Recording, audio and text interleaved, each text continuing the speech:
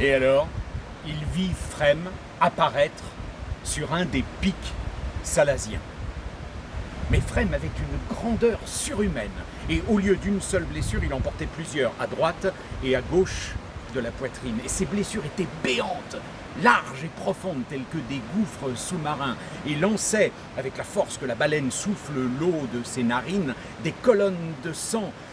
qui couraient dans l'air comme d'immenses fusées rouges et tombaient en rejaillissant sur tous les points de l'île. Et les habitants, effrayés, se sauvaient, se cachaient dans la cime des arbres et les antres des rochers et les caves des maisons. Mais c'était en vain, car nul ne pouvait se soustraire à ce cataclysme de sang qui tombait, qui pénétrait, qui s'infiltrait partout, et à mesure qu'il imprégnait, qu'il submergeait l'île, on voyait Phrème grandir, ainsi que ses blessures et les colonnes sanguines qu'elle lançait. Bientôt, tout le pays ne fut plus qu'un vaste lac de sang agité par une multitude d'hommes qui se débattaient à la surface. Phrème avait disparu, comme un arc-en-ciel, mais à l'endroit même où il s'était montré, sortit une femme, blanche, belle, magnifique, avec les traits de son épouse, Marie, avec un enfant à la mamelle. Et cette femme éleva l'enfant au-dessus de sa tête, ainsi que le prêtre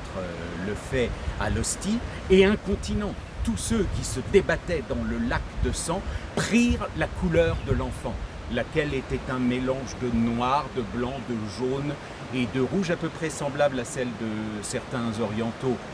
ou mulâtres. En même temps, une voix se fit entendre, et cette voix, qui semblait venir du ciel, dit des paroles que le capre ne put comprendre sur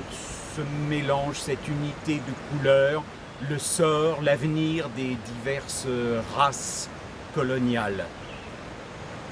La femme disparut avec l'enfant, comme Phrème. En disparaissant, elle laissa échapper une goutte de lait de son sein maternel, et cette goutte de lait tomba et s'étendit sur tout le lac de sang, qui aussitôt changea de consistance, de teinte et de forme. Il devint un sol chargé d'arbres et d'animaux, un pays